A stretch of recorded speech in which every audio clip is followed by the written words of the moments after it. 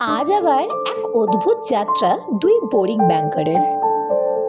অফিসের সে চেনা desk, endless file, ক্লান্ত দুপুর সবকিছু শেষে হঠাৎই এই সিদ্ধান্ত, চলো আজ টাকো বেলে যাই।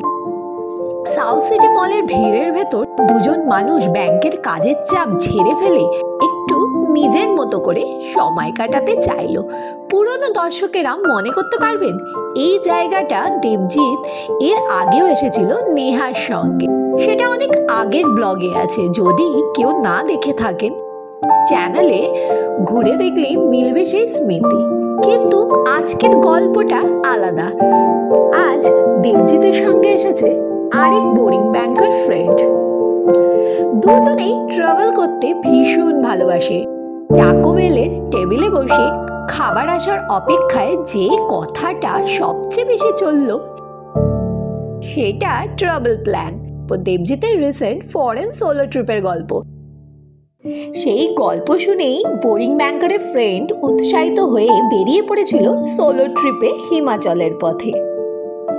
আজকে পুরো আউটিংয়ে একটা জিনিসই বারবার মনে হচ্ছিল, ব্যাংকের কাজ যতই বোরিং হোক না কেন, এই দুজন বোরিং ব্যাংকার ট্রাভেল আর ফুড এক্সপ্লোর করলেই একদম অন্য মানুষ হয়ে যায়।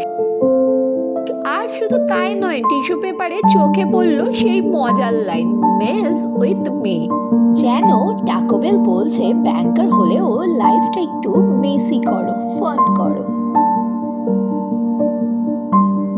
আজকের ব্লগ এখানেই শেষ। যদি এমন হালকা মেজাজের গল্প আর এরকম ছোট এক্সপ্লোর ব্লগ যদি ভালো লাগে তাহলে চ্যানেলটা সাবস্ক্রাইব করে পাশে থাকুন। নেক্সট ব্লগে আবার দেখা হবে, নতুন গল্প, নতুন জায়গা আর বোরিং